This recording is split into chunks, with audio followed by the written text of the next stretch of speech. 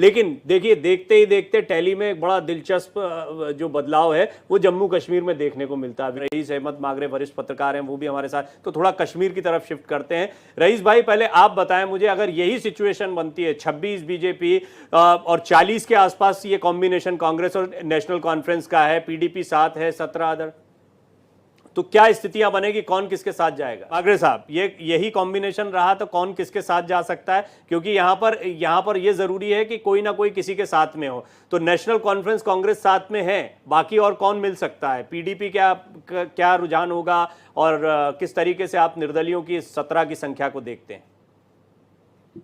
जी हाँ, जिस तरह से हम यहाँ पे अगर हम ग्राउंड की बात करें तो यहाँ पे अक्सर ये बात कही जा रही है कि पहले से ही इंडिया गठबंधन, जिसमें एनसी और कांग्रेस को यहाँ पे जमीन पे मजबूत माना जा रहा था पहले से ही, और ये तय था कि ये ज्यादा सीटें लेंगे। लेकिन अब जब निर्दलियों की एंट्री हुई है तो उससे कहीं ना कहीं जो यहाँ की रीजनल पॉलिटिकल पार्टीज है, जिनमें एनसी और पीडीपी को डर लगा है कि कहीं निर्दलीय जो है वो इनके खेल को खराब ना कर दे। वो यही वजह है कि लगातार हम ग्राउंड पे देख रहे हैं कि जो निर्दलीय है उनको भी अच्छा खासा सपोर्ट यहाँ पे मिल रहा है।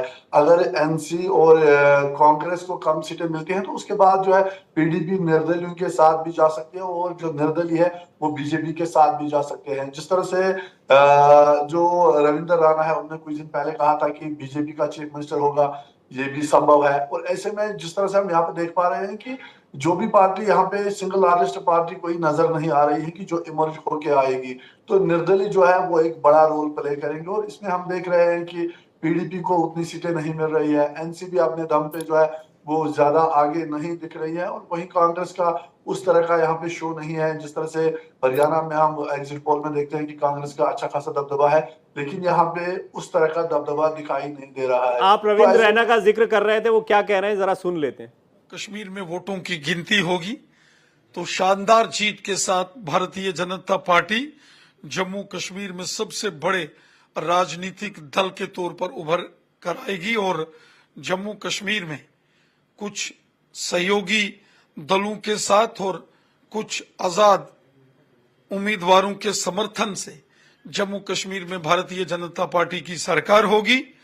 पिछले 10 वर्षों में जो प्रधानमंत्री मोदी साहब ने जन कल्याण के कार्य किए हैं, जो जम्मू कश्मीर में अमन शांति और खुशहाली को मजबूत किया है, मुझे पूरा विश्वास है कि जम्मू कश्मीर में प्रचंड बहुमत के साथ जम्मू कश्मीर की अगली सरकार बीजेपी की होगी, और जनता के सहयोग से हम ये चुनाव जीतेंगे और बीजेपी की सरकार बनेगी। अब जब बीजेपी के अध्यक्ष ये बात कह रहे हैं अगर राज्य के, तो इससे ये स्पष्ट है कि वो भी कहीं ना कहीं एग्जिट पोल के इर्द गिर्द हैं। मैं आऊंगा मागरे साहब आपके पास। मागरे साहब, एक हम देखते हैं कि इधर से नेशनल कॉन्फ्रेंस का चेहरा समझ में आता है, पीडीपी का चेहरा समझ में आता है। मान लीजिए इससे कोई स्थिति बनती है, बीजेपी अगर कोई कॉम्बिनेशन बनाती, लेकिन कोई चेहरा समझ में नहीं आता है, तो क्या ऐसा भी हो सकता है किसी निर्दलीय को ही खड़ा कर दे सपोर्ट करके?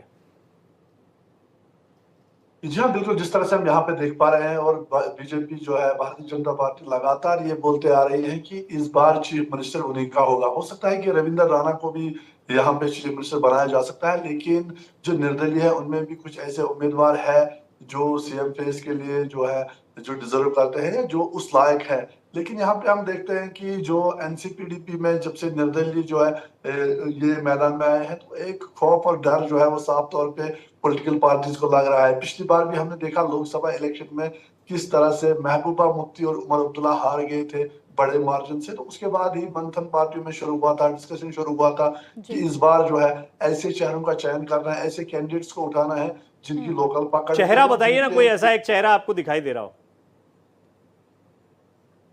अभी तो अगर हम बीजेपी की बात करें तो उसमें रविंद्र राणा ही हमें लगता है कि उसको चीफ मिनिस्टर बनाया जा सकता है। और भी यहाँ पे अगर हम कश्मीर की बात करें तो यहाँ पे इनके उस तरह के बड़े फेसेस नहीं है।